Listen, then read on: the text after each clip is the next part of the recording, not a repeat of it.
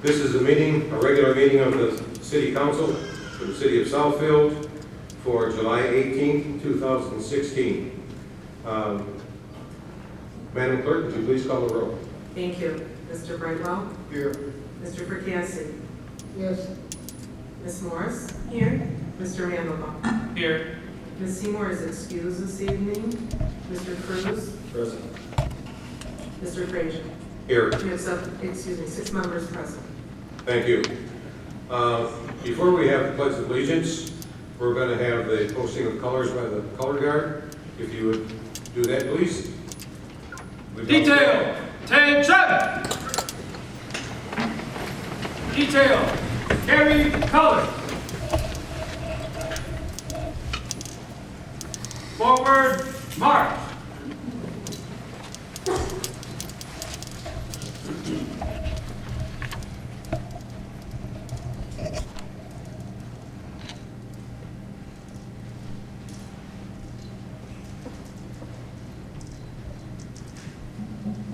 Mark time, mark. Left quarter turn, who?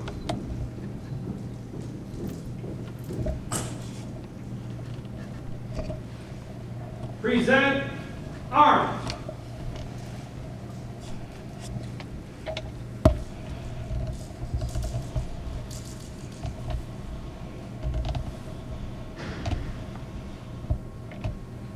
Before we have the Pledge of Allegiance, I would ask everyone to take a moment of silence for all of the things that, the bad things that took place in the last couple of weeks, and then we'll have the Pledge of Allegiance.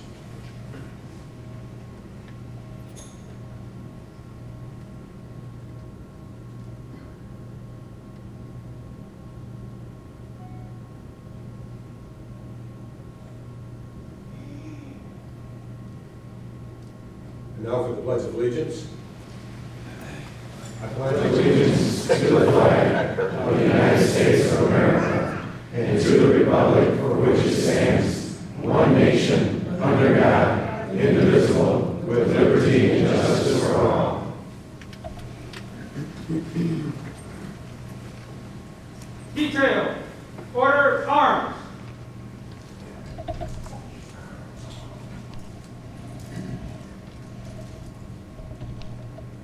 Right quarter turn, hook.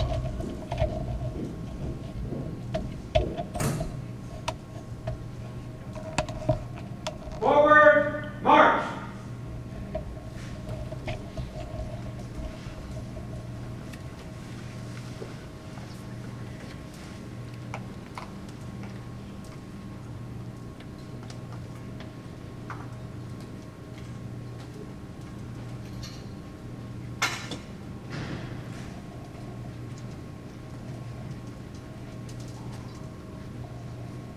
You may take your seats.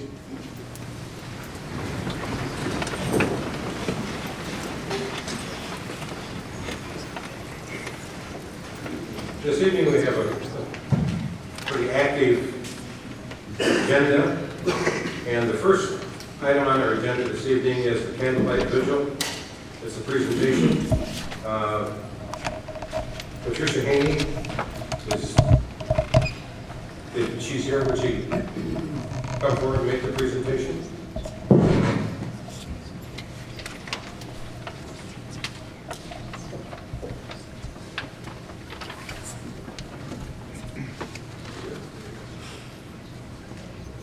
don't see her. Let's move to the second. Well, let me explain what the presentation is. Next Sunday evening, between the hour of 9 and 10 p.m., there will be a candlelight vigil on the front steps and lawn of City Hall, right out here. And it's sponsored by the Martin Luther King Jr. Task Force and the City of Southfield. And it's to honor our first responders, both police and fire, for the work that they do. It seems as if there are a few demented people in this world that don't understand the importance that our first responders do to keep our community civil. And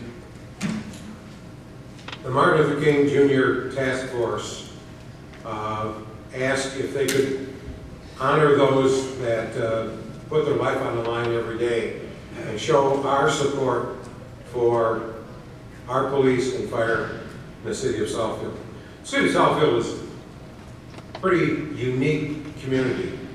We are an open community. We welcome everyone, and we all try to get along. And our police force is one of those police forces that other communities would like to have, because our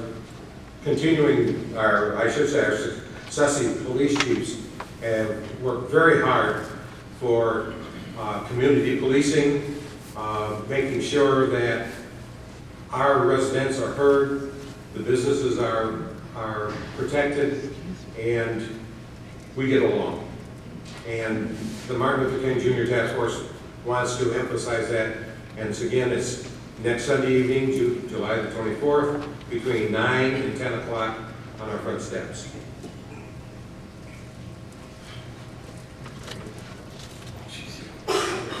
Oh, Pat Haney is here. Pat, if you'd take to the podium. Hope I haven't stolen your thunder.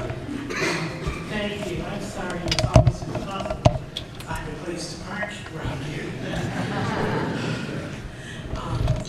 I'm glad they're all on our side. I am here this evening on behalf of the task force to thank the mayor, the city council, and the city administration for their tremendous support in approving us to have this candlelight vigil. As we see, we are in a very troubling time in this country. Now more than ever, Dr. King's message of peace and nonviolence rings out and cries out for us to come together in peace and nonviolence. I'd like to urge everyone to come out. Our candlelight vigil is not only on behalf of those who have lost their lives through violence, but it's also a tribute to our outstanding police department. And they will be receiving a special recognition on Sunday. We are very blessed to have some of the highest trained and community-oriented officers in this country. And I think that's why we don't have the kind of problems that we see experiencing around this country, because they are so community-oriented. And this hasn't just been recently, but we have a long tradition here in Southfield in that regard.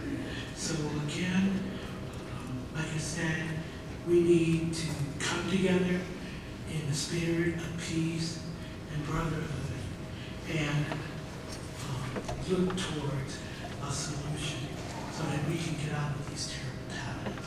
And again, I can't tell you how much the task force appreciates all the support, because we had less than 8 days to pull this together.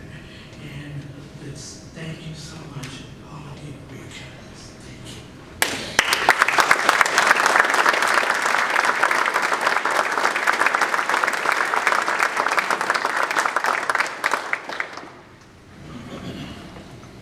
The next item on our agenda, we have one appointment this evening.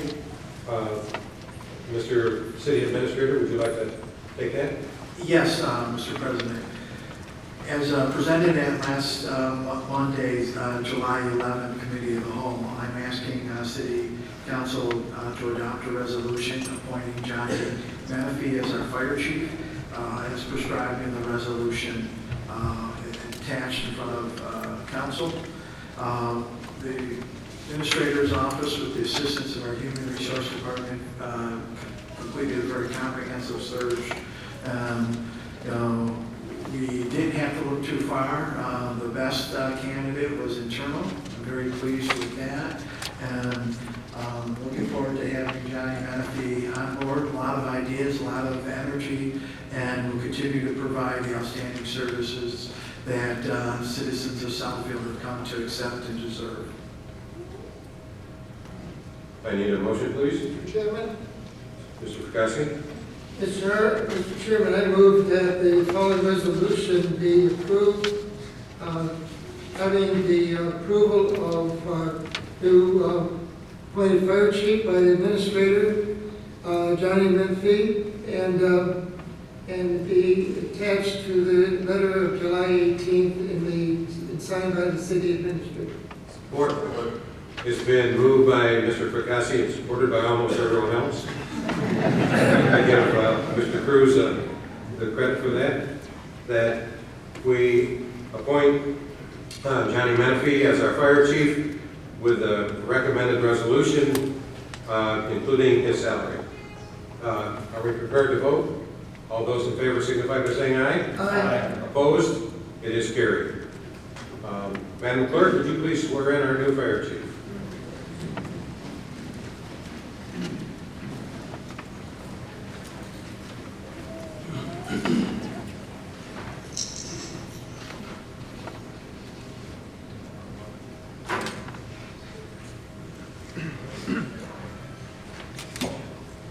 Fire Department detail, attention!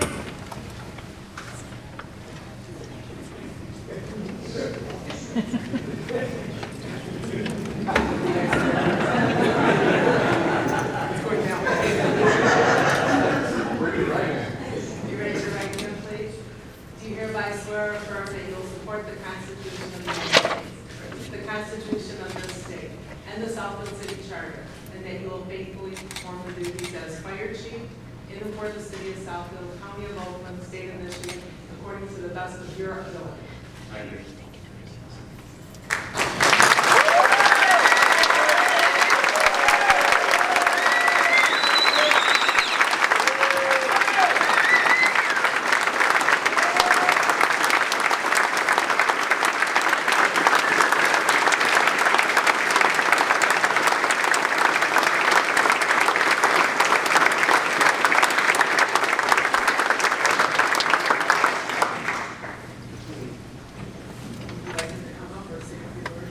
Well, first of all, I'm gonna have him say a few words. I hope you brought your family.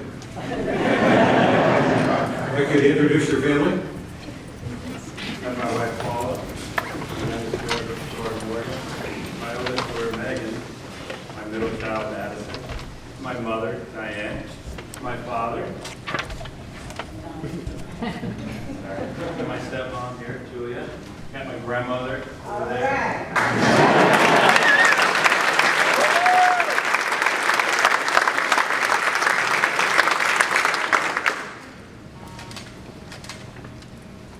Of course. It's your turn. Are you ready? Here. Can I pin it? Sure.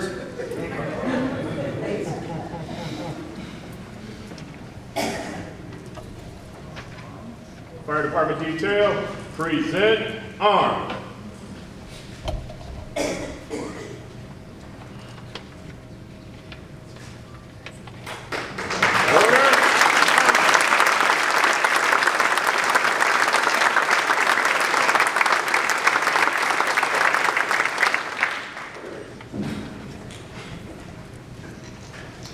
I know we got a busy agenda tonight, so I won't take much of your time. You know, people tell me I talk too much. I'd like to say to council, Mayor Siler, the Administrator Zorn, I want to thank you for this opportunity to serve this city in a greater capacity. I'd like to also thank the other department heads that have called me and welcomed me and have given me so much help already. I'd like to thank all the local, state, and United States representatives here today. A special thank goes out to our late chief's wife, Mary Rowley. I thank you for all your love and support. There's no way I could possibly thank everyone in this room today. You know who you are, you know what you mean to me, and I really appreciate it. I'm really proud to take this oath, even though I'm saddened why it brings me here to this point. I mean, this department has had a lot of difficulties over the last year. But I want this city to know, I'm committed to the men and women of the Southfield Fire Department. I'm committed to this city, the neighbors, our business partners in this community. From our tragedies, we will rebuild. We'll make this department bigger and better than it once was. We're going to embrace technology and innovation with this department.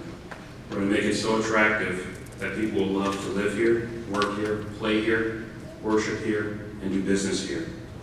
I'm asking for your blessing, your partnership. I want you to like our new official Facebook page.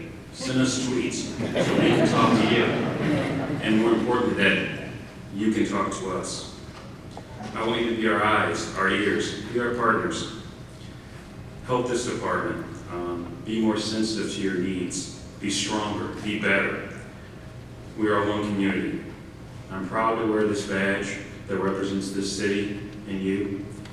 I'm humbled by this appointment. I will not let you down. I'm asking for your blessings, your well wishes, and cooperation as we move forward. Thank you.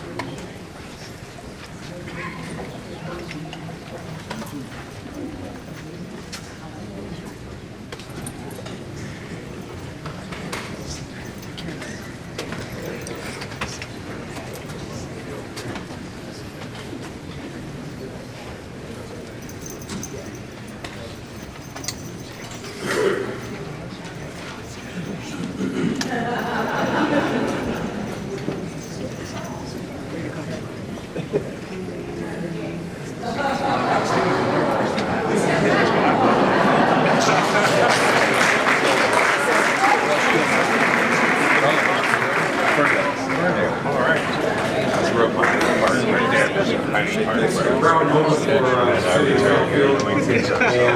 And some of the things that the chief just told us is one of the reasons why we're so proud of our police and fire departments in Southfield.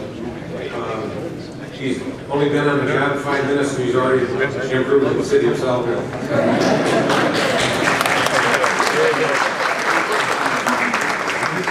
We have a couple more items that relate to this appointment, and one is Congress-Lady Brenda Lawrence. Would you like to have a few words?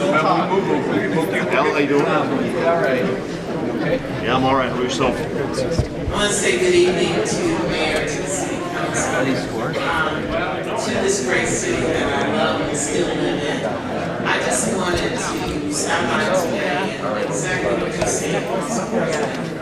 In Congress, when we're talking about these horrendous events that are happening in our country, gun violence and attacks on our police, I tell people constantly that we have best practice here in Southfield, where our police are trained. We have community policing. We have tasers. We have continuously reinvested and ensure that our police respect the diversity of this community, that our community know who their police officers are. And so we are at a time in America where we're really going through a lot of challenges and debate about gun violence. And I will say this today, that common sense, gun control is something that we cannot walk away from. In America, many of us who were baby boomers, we drove cars, there were no seatbelts, there were no airbags, where children literally sat in the back seat unrestrained. But because of deaths and because of accidents that happen and the injuries, we make common sense modification. You cannot buy a car now without a seatbelt, and we will give you a ticket if you refuse to wear it. Every child goes home from a hospital in a car seat, and airbags are in there. It's common sense. And we must have the conversation of gun violence without diluting the debate with my right and your right as an American to own a gun. I support that. I would always say that I have the right to own a gun. But with gun ownership comes responsibility. Two common sense laws that you'll hear coming from Congress is that if you are on the no-fly terrorist watch list, you cannot fly. So if you don't fly, you should not be able to buy a gun. The other one is that everyone should get a background check, and 80% of those who are NRA members agree, because most people are responsible gun owners. You should not be able to go online and purchase a gun, because if you have a personal protective order, or if you are a criminal, you should not be able to just go and buy a gun. If you have mental illness, we require people to drive a car. They have to be a certain age, physically able to operate a vehicle, or else we won't give them a license to drive a car. Common sense. We should have universal background checks, so every person who uses their legal right to own a gun has gone through a background check, because everyone will say mental illness, criminal activity, terrorists should not have guns in America. So the other thing I want you to know, we are on a break now. A lot of people say you're at recess, but it's not recess. We're not in Washington. We are here at home. And I will continue to be accessible and to work hard. And sitting down with my city council peers, I have with other cities and the city administrator, as we talk about tiger grants, as we talk about grants and other programming, as I continue to fight for community block grant, because I know the budget process, how precious and what a resource it is. So it's a time when we need to stand up and work together. And as we bow our heads in moment silence, I repeatedly say, and we say it in Congress, that there is a time for a moment of silence, but after the prayer, we need to stand up and we need to take action. Thank you so much for allowing me to speak.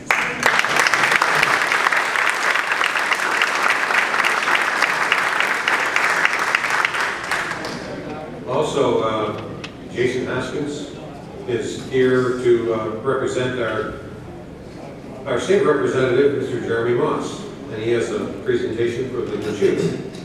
Yes, I do. Good evening, Council and Mayor. My name is Jason Hoskins. I'm District Director for State Representative Jeremy Moss, and I am here tonight to present a special tribute signed by both Representative Moss and State Senator Vincent Gregory, commemorating Chief Menifee's appointment to Fire Chief. Chief, on behalf of State Representative Moss and Senator Gregory, I want to congratulate you on this and wish you much success in your new endeavor.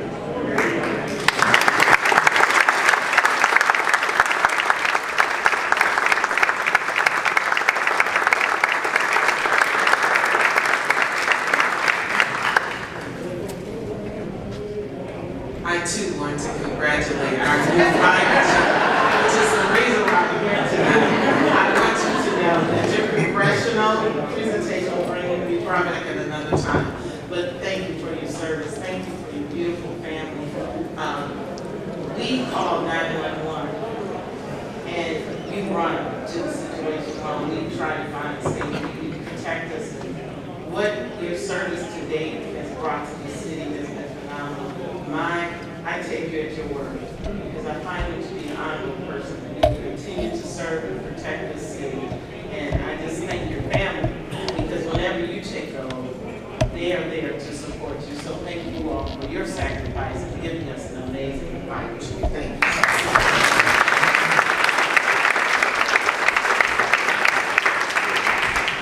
It's always nice to know that something in Washington works. Next item on our agenda, we have 5 sets of minutes that need to be approved. Mr. Chair, I move that we approve the minutes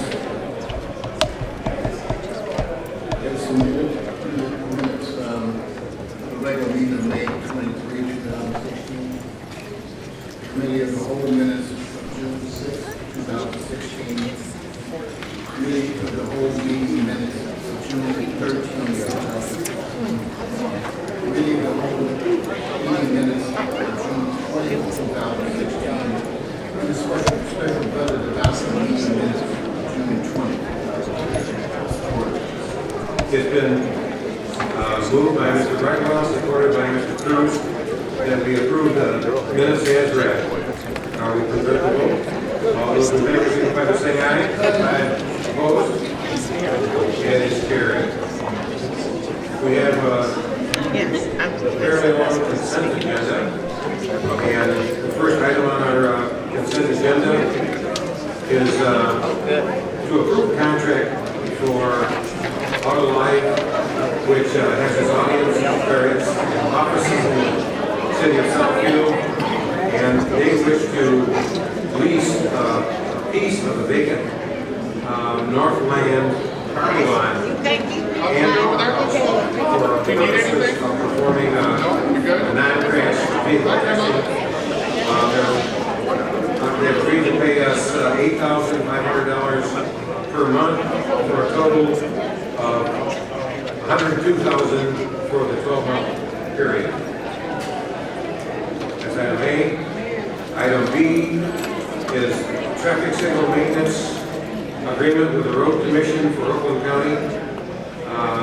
There's a traffic signal near parking lot F at Northland that was owned by Northland, but since we own Northland, it falls on us to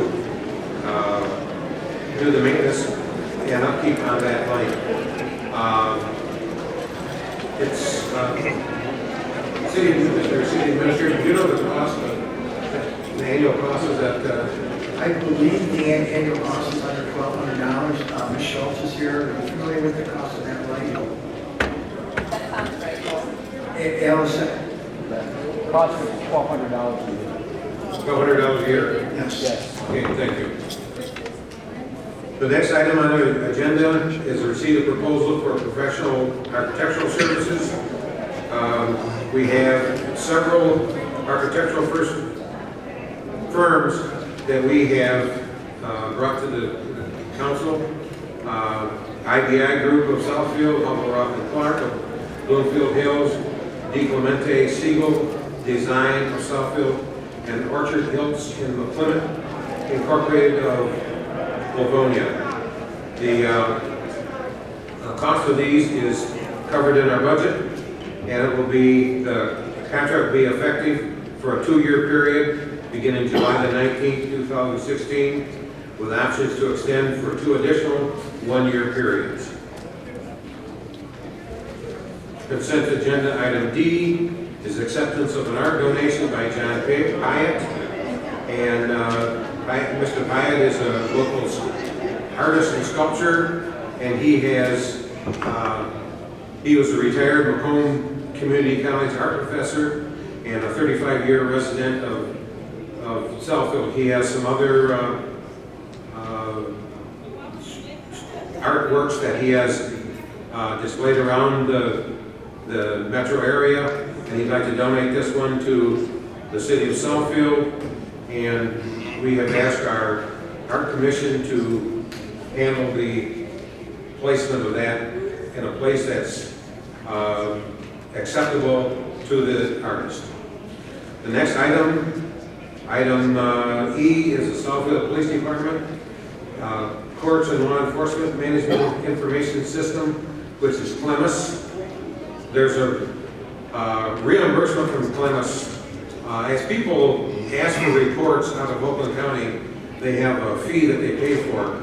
Over a period of time, that fee builds up, and then Oakland County shares that back through the CLEMIS information service back to the city of Southfield, and we have $88,443 that's coming back to the city of Southfield. The police department is asking for the GIS mapping system in the amount of $37,000 and $51,443 for the remaining projects from the fiscal year 2016 police fund, and it was reviewed in our July 11th committee of the whole meeting. Item number F is a purchase and replacement of NG 911 call processing equipment and approvals to participate in the Oakland County Emergency Service IP network. Our 911 equipment is based on the copper wire system is being upgraded to fiber optics, and our current equipment will be out of date and won't work with the new technology. So the police department is asking for us to upgrade the equipment to be consistent with all the other communities in Oakland County, and that is on our agenda for this evening. The cost is $155,000. And I will stop there and ask for a motion to approve items A through F. Chairman, Mr. Fracassi. I move A through F, is it? Yes. Be approved on the consent agenda. Support. It's been moved by Mr. Fracassi, supported by Mr. Cruz, that we approve items A through F of our consent agenda as presented. Are you prepared to vote? All those in favor signify by saying aye. Aye. Opposed? It is carried. Let me move on. Item G is authorization to contract for emergency medical billing services. And the fire department now has they went out to bid, they found another medical billing service for the emergency runs that our EMS folks make that's less expensive and more responsive to the needs of the community. And they're asking for us to switch to contract with EMS Management and Consultants Image Trend Company. Item H is authorization to sell a city-owned property on 12 Mile Road. And the piece of property is on 12 Mile Road. It's a piece of property that we inherited based on the failure to pay taxes. And we demolished the building, and we have the property. We have a buyer for the property.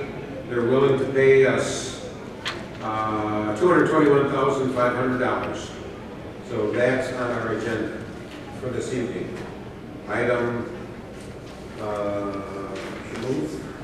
I is the proposed ethics policy for the management and elected officials of the city of Southfield that was presented to us, and we hashed over at a committee of the whole meeting.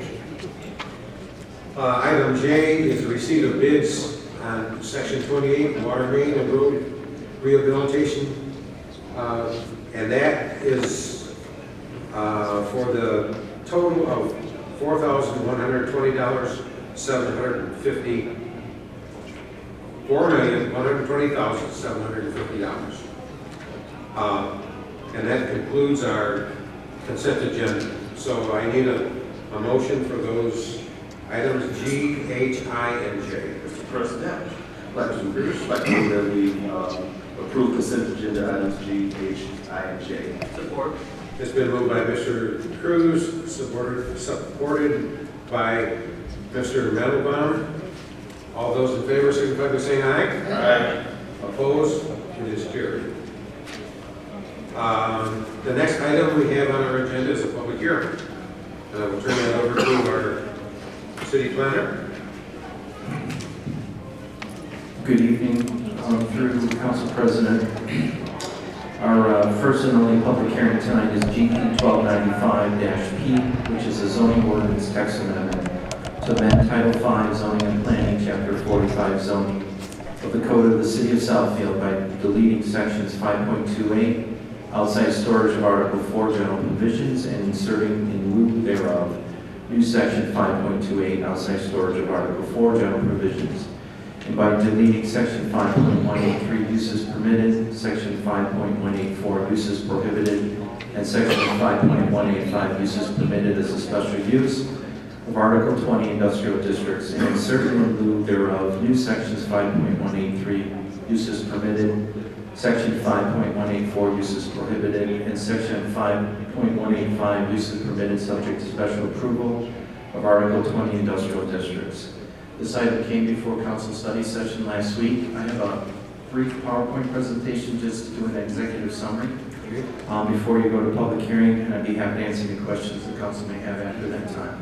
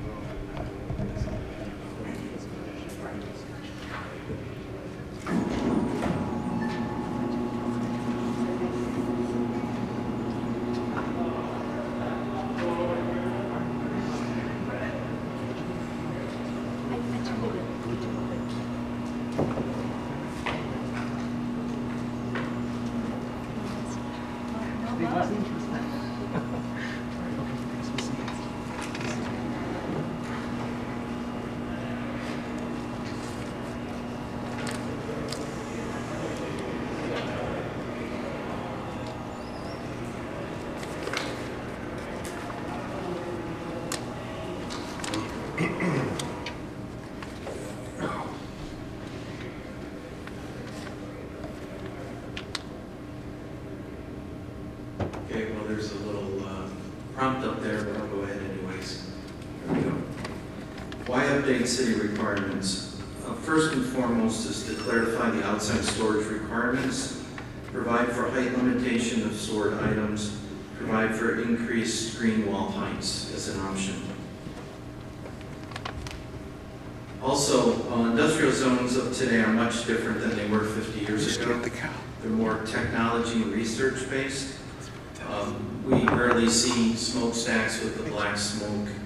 We need to provide more supportive permitted uses, and we need to stay on top of new technologies such as medical and biological industries. With regard specifically to outside storage, they will be permitted in industrial districts only. We constantly get asked questions in different various commercial and office uses whether or not industrial districts, whether or not these districts would provide outside storage. We want to limit those only to industrial districts. We want to also completely enclose these outside storage areas with a minimum 6-foot high wall or fence, and have the option of going up to 10 feet on a case-by-case basis. Currently, an applicant would have to go to the ZBA and ask for a waiver. The screening provisions must meet our new fence ordinance provisions. Also, stored materials may not exceed 1 foot below the height of the wall. And we were starting to see on 8 Mile, the 6 and 8 foot high walls and things being stacked several feet above that. That's one of the reasons we wanted to allow up to 10 feet on a case-by-case basis. And we also require a setback of at least 20 feet from the road right away, so that the storage in the wall is not right on top of the road. Other proposed amendments including clarifying what additional permitted uses would be allowed. They include manufacturing-related, product development, medical research, and alternative energy facilities, film industry studios and recreation facilities, information technology centers and general office, makers of cosmetics, pharmaceuticals, toiletries, food product, hardware, and household supplies, and restaurants without drive-through as a supportive service. Prohibited uses would be any use not expressly permitted or permitted with a special use approval is strictly prohibited, including medical marijuana facilities. We currently allow those as special use in our light industrial districts. Within the districts, there's two distinct corridors, Telegraph Road, which the council has adopted as a tech and research corridor. So we don't want those heavier industrial uses, the heavier trucking uses, to proliferate Telegraph Road. They make more sense to be along the state highway 8 mile. So within the special land use, specifically along Telegraph Road frontage, retail stores, wholesale establishments, restaurants with drive-throughs, general office not related to manufacturing, self-storage facilities not related to manufacturing, and new and used vehicle sales. Many of these uses are currently permitted, but they go through this special land use as undefined, and we've added some additional regulations to these special uses. With regard to special land uses specific to 8 Mile Road frontage, they would include contractor offices and yards, self-storage or warehousing, auto repair, salvage facilities, junkyards, any use requiring a dealer C, F, G, E, or W license from the state of Michigan, crematoriums, dry cleaning plants, transportation service providers, motor freight depots and trucking terminals, and recycling centers and refuse haulers. And then finally, this was an amendment that the council made earlier this year. Well and gas development would be permitted in all industrial districts, including Telegraph Road and 8 Mile. With that, I'll turn it over to you for the public hearing. I'll be happy to answer any questions after the public hearing. Council may have. Okay, thank you. This is a public hearing. You've heard and seen the text of the issue. Is there anyone in the audience that wishes to speak on the public hearing? If so, come to the lectern and you have 3 minutes. Seeing no one, I will declare the public hearing closed. Mr. Chairman, Mr. Perkowski. I just move GP 1295P, which is outside storage in industrial districts, be approved. Support. It's been moved by Mr. Perkowski and supported by Mr. Montalban that we approve GB 1295-P, outside storage amendments. All those in favor signify by saying aye. Aye. Opposed? It is carried. We have no site plans this evening. Through the chair. Introduce the ordinance number. Oh, but did I forget that?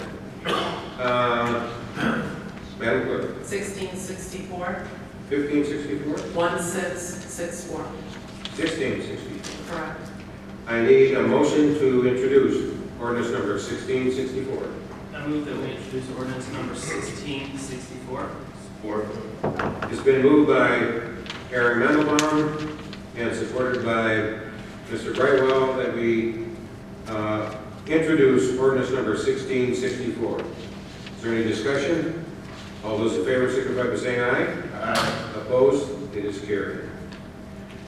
Now, we have no site plans. And our next item on our agenda are just communications. And we have a request for Ms. Pamela Gerald. I don't see Pamela Gerald. The second request is for Gerard Mullen. I don't see Mr. Mullen. The third request is for Timothy Bannon. If Mr. Madden's in the house, come to the microphone. You have 3 minutes. I don't see Mr. Bannon.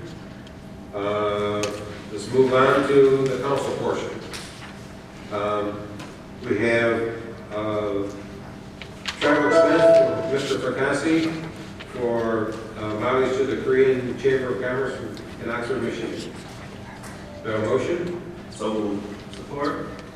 Been moved by Mr. Cruz, supported by Mr. Montalban, that we approve the expense for Mr. Perkowski for his travel to Oxford, Michigan. Second item is approval of travel expense for Mr. Perkowski to the General Assembly, Semcott General Assembly in Port Huron. on June the 23rd, 2016. Do I have a motion? So moved. Support. It's been moved by Mr. Mandelbaum, supported by Ms. Morris? Okay. Are we prepared to vote? All those in favor signify by saying aye. Aye. Did we vote on the first one? Okay, let's vote on the first one. All those in favor of item A on our council agenda? Vote A. Okay? Vote A. All right. I think it must sleep. Mr. Chairman, Yes, sir. let the records indicate that I do not want to vote on either A or B. Okay, you abstained on both A and B? Abstain. Okay. Now, the floor is open. Should have done notifications with you. The floor is open for the council. Is there anyone in the council that has, Mr. Brightwell? Mr. Chairman, I would like to make a note about Comcast has a service called Internet Essentials. And that is pretty much for low-income individuals so they can have access to the worldwide net. And nationwide, about 600,000 families are taking advantage of that internet service for low-income individuals. And that represents about 2.4 million individuals. Locally in Oakland County, we have about 3,000 families taking advantage of Internet Essentials from Comcast, and that equates to about 12,000 individuals. So I just want to announce that contact your cable provider, well, obviously Comcast, if Comcast is your cable provider, and then there's a requirement, obviously, that you have to have low income based on their criteria. So I just want to make that announcement because the internet is extremely important today for commerce and for kids doing homework and a little bit of everything. And I just want to make sure that individuals reach out to Comcast so they can make themselves available for this particular service. Okay, thank you. Anyone else? Mr. Fracassi. Yes, Mr. Chairman, I do not know the young man's name, but last Friday around 10 o'clock a.m., there was a fire at the corner of Bermuda Lane and 12 Mile Road, and this young man was cutting grass at Inglenook Park, and I was about the third one there, and but he came and took over. He moved cars that were parking in the way of fire trucks away. He cleared the thing, got on the 12 Mile Road and got the directions of the fire department to the fire scene. And I guess I wish I knew his name because Fred, whoever was cutting the grass at Inglenook at 10 o'clock on last Friday. Okay. It's an exceptional individual because he didn't take his time off. She's a lady that was up screaming and holding a little puppy and went across her, gave aid to her and got on took actually the lead, you know, opening up the area for the 4 or 5 fire trucks. And so I want to compliment that young man. Very good. Very good. Anyone else? Mr. Mandelbaum. I just want to remind everyone that with the heat that we're expecting this week in general, that to make sure you stay hydrated and cool, and it's also a great time to make use of the Civic Center pool to help keep you cool during the summer. Good evening. In light of that, if you have animals, pets, make certain that they have plenty of water and they have shade to get into, and don't leave your pet in a car when you're shopping. It's not good for the pet, and it won't be good for your purse if the right people come along. Mr. Kurtz. Yeah, just one real brief note. Most of us probably read in the Southfield Sun recently, they talked about a lot of smash and grab robberies taking place around in the city. And I just wanted to just remind everybody to make sure that we're doing our part as best we can and not put the whole burden on our police force. When it came to me, I was listening to President Obama talking about that at one of the most recent funerals, saying, you know, we all, community policing goes both ways. It's not just the police working with us, but we have to work with them too. And so if we do the best we can to secure our location. I mean, I feel extremely safe here. Police officers respond quickly. They're very visible and present. but there's always going to be an element of crime that going to exist no matter where you are. So if we do the best we can to take some more of the burden off of our officers, let's do that. And again, I commend their work, and I hope to see everybody at the Camp Lake Visual on Sunday.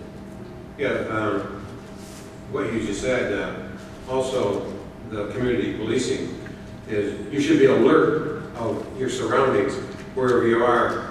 That if you're driving and you see something suspicious, you know, you can call 911 and have it checked out. So I agree with everything you've said. And just be the eyes and ears along, because no matter how many police officers you have, if somebody wants to do something bad, they're going to wait till the police car goes by. They're not going to say, hey, over here. So they're going to wait till the police car goes by. But as a citizen, they may think that they can get away with it without a police car being visible. Now, I have a couple of things. One is, if you haven't figured it out by now, I want to remind you that this year's election is extremely important. So don't stay home and not vote. Because if you don't vote, you have no right to complain about who you get. And you may have to complain about who you do get too, but make sure you get out and vote and talk to your neighbors and make sure that they're registered to vote and they go out and vote, not only in August, but in November. It's a Christian duty. Mr.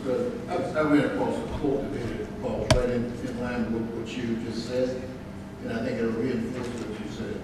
The quote was, just because you don't take interest in politics doesn't mean politics won't take interest in you. So that falls right into what you just said. So you That's right. So far, they've taken my interest away.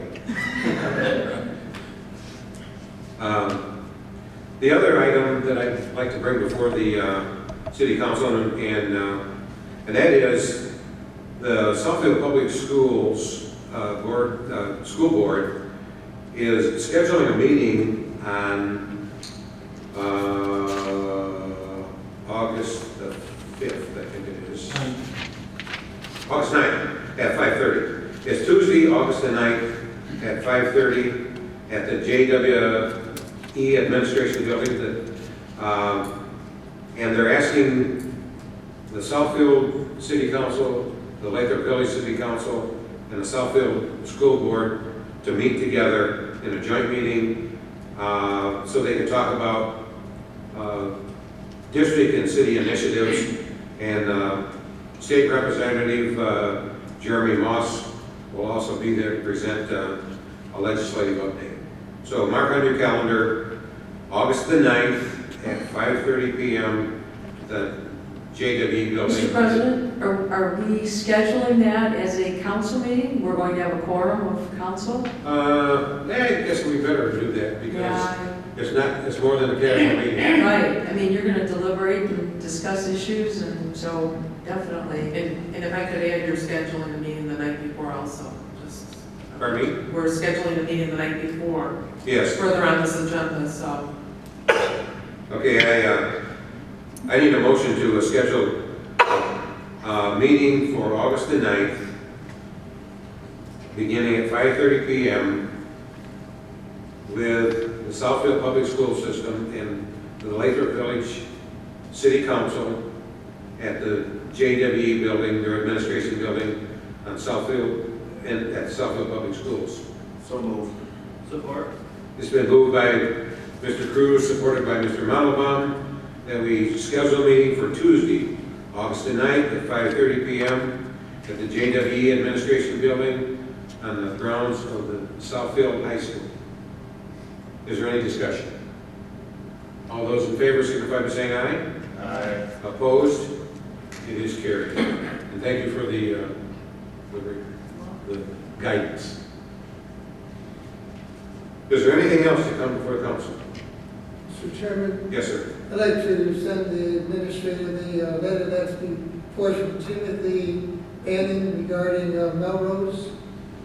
Do you have a copy of that? Yes, Mr. Bateman's letter? Pardon? He lives at 19669 Melrose. Yes. You got it? Okay. Next item on our agenda is the mayor. Good evening, council. Good evening. And public. I have a few things I want to report on. Last week, we had quite a few ribbon cuttings. First of all, Piece of Cake. It's a new store that opened on 10 Mile at 18308 10 Mile west of Southfield Road. And they offer unique desserts that are vegan, gluten-free, and organic. You're invited to stop in. We had lots of samples. They were excellent. Secondly, the Southfield Pancake House, north of Applebee's in Southfield, the Southfield Commons Shopping Center, celebrated their first anniversary. And Councilwoman Morris and I attended the event, marked again their first anniversary. And then on Saturday morning, we had the dedication of the new playscape at Beechwoods Park for physically disabled. The council will recall that some months back, the organization called Think Beyond the Chair came before council and offered this amenity to the city. The play structure is wheelchair accessible and was financed by a grant from the Daimler Chrysler Corporation. And I'd like to acknowledge the efforts of Patty Deary, who is the Parks and Rec Supervisor for Beechwoods, as well as the work of Maxine Halpern and Joel Chapman of the Parks and Rec crew for coordinating the installation of this structure and preparing the site. And finally, on Saturday, there was a ribbon cutting at the recently remodeled Iraqi consulate on 12 Mile Road. I had the opportunity to meet with Ibrahim Al-Jafari. He's the Minister of Foreign Affairs for Iraq, and he's the former Prime Minister of Iraq, years 2005 and 2006. Mr. Al-Jafari is on a multi-city visit to the U.S. And stopped in Southfield. He was accompanied by representatives of the United States Department of State. And I also met with Amanhal Al-Safi, who's the Consul General for the Detroit Consulate located in Southfield. I'd like to also take a few moments to comment on fireworks. In late June and during the week of following the 4th of July holiday, my office and the police department received numerous calls and emails of complaint about fireworks. And I know that my response to those who contacted me was not what they wanted to hear. The truth is that virtually all control over fireworks was taken out of the hands of local governments in 2011 when the state of Michigan, the legislature passed what they called the Fireworks Safety Act. Yes, that's the name of the law, the Fireworks Safety Act. And the Fireworks Safety Act removed all local constraints on fireworks, including the type, size, and decibel of the devices. Individuals can purchase and detonate commercial-grade fireworks, and what we are seeing today are not the firecrackers that some of us used when we were kids. The Firework Safety Act also permits fireworks to be discharged on the day before and the day after federal holidays. So besides the 4th of July, we can have fireworks set off on Labor Day, Columbus Day, Thanksgiving, Veterans Day, Christmas, New Year's, Martin Luther King Day, President's Day, and Memorial Day. The law does allow local units of government to regulate the hours of fireworks, provided they are between the hours of midnight and 8 a.m. So in other words, at 8:01 a.m., you can detonate fireworks because the Southfield City Council several years back banned fireworks between midnight and 8 a.m. However, on New Year's Eve, you can detonate fireworks till 1 a.m. So since 2011, I remember this coming up numerous times since then, Southfield met many other communities, including being joined by the Michigan Municipal League, and petitioned the legislature to repeal or rewrite this law. Our pleas have been ignored.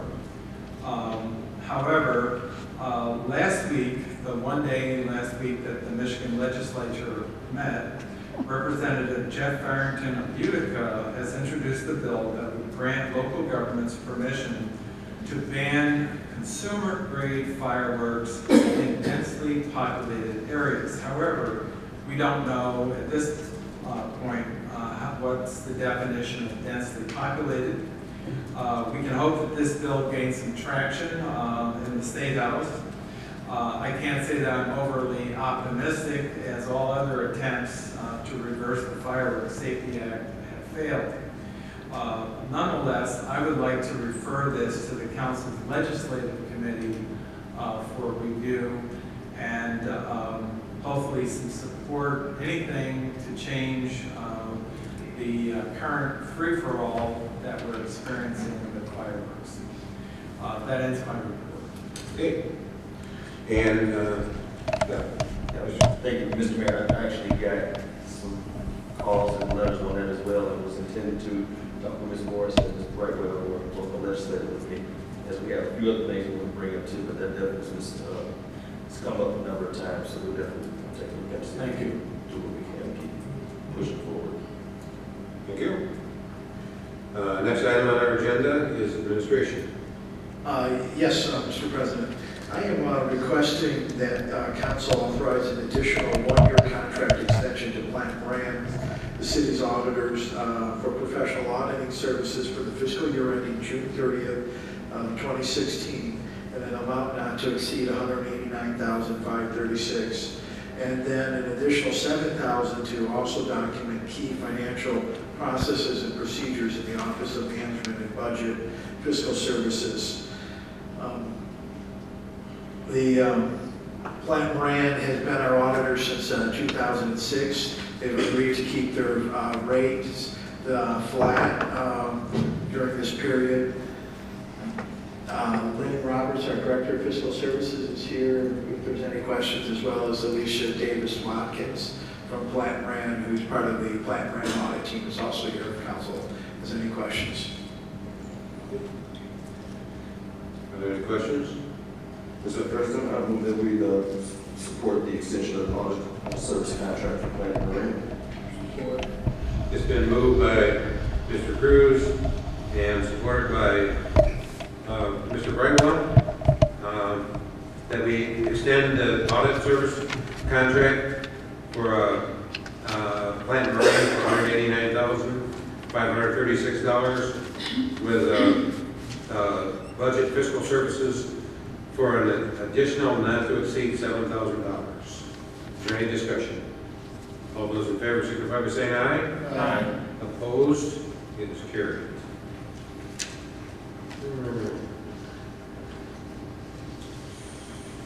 Madam Attorney, do you have anything for us this evening? Did you want to discuss at all the decision of the Oakland County Circuit Court regarding the oil and gas wells? I think it would be helpful for the viewing public to know where we're at and where we're headed. Sure. So obviously council is aware that Judge Warren from the Oakland County Circuit Court did issue an opinion last Monday. Certainly very disappointed with that opinion. Respect obviously the process, but just really disappointed.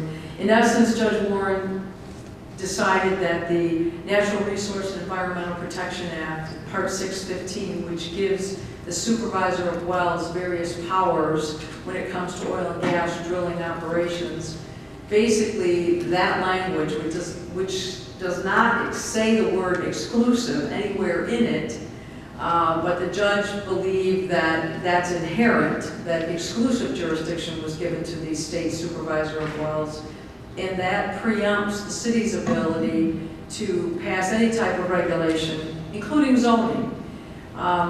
We tried to point out, and I think, strenuously argued that the language of the Zoning Enabling Act of the state of Michigan quite clearly indicates that townships and counties were not given the right to zone with respect to oil and gas drilling operations. But by not including villages or cities, that evidence the intent of the legislatures that cities continue to have the right to zone where the locations would be for these facilities. Not that the city was saying, how far down you had to drill or how many casings you had to install to have a safe operation. Again, we didn't get into that at all. All we said was, yes, the supervisor of wells has certain powers under the NREPA, the Natural Resource and Environmental Protection Act, but the city certainly has zoning powers as indicated by the express terms of the Zoning Enabling Act. Judge Warren felt, no, the city is preempted because there was so much power built in to the section 615 of NREPA that must have evidenced an intent by the legislature that the city has preempted from any ability to say anything about these oil and gas wells. Obviously, we asked you last week, we think it's an opinion that shouldn't stand.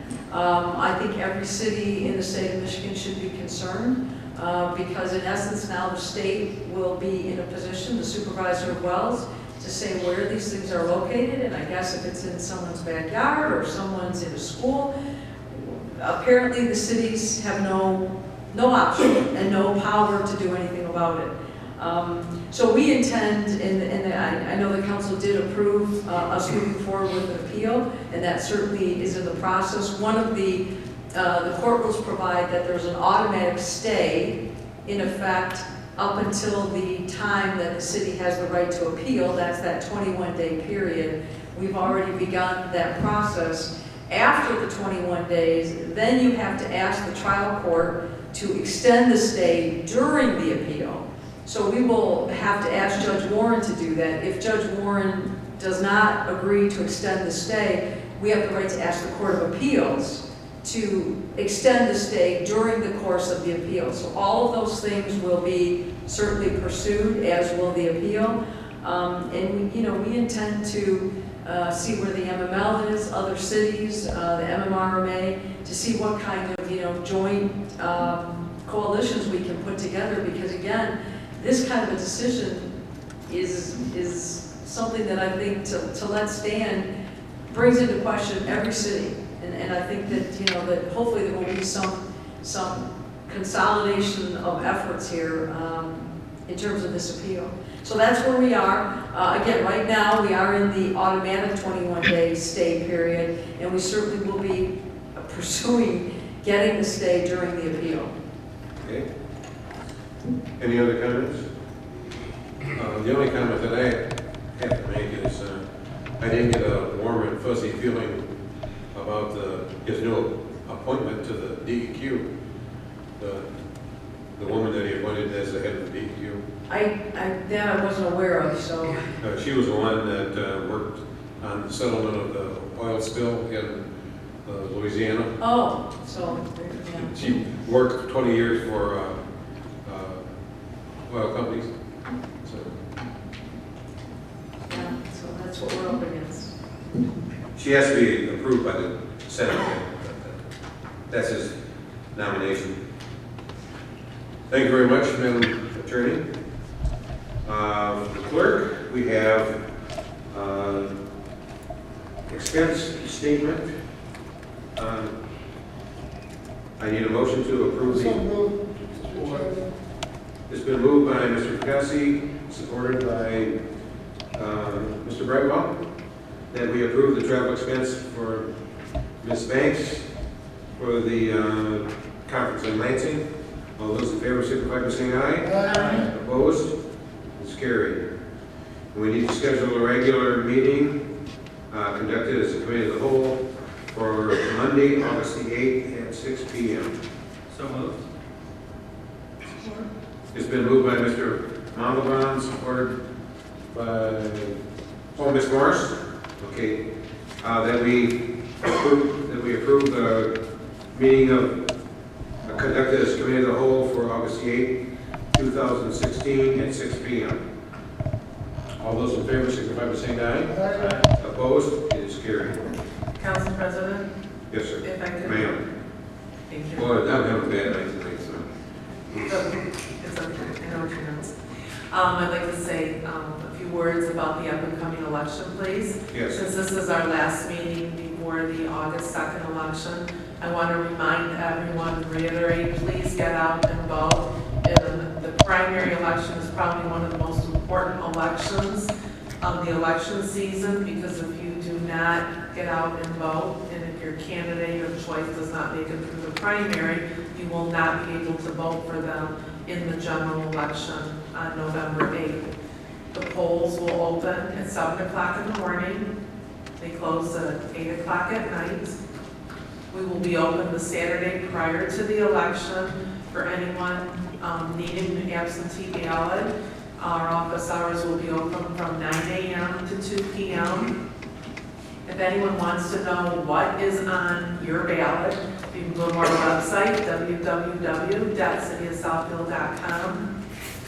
Click on the Government tab, City Clerks tab, go to the Election page, and also view your ballot under View the Ballots on the right-hand side.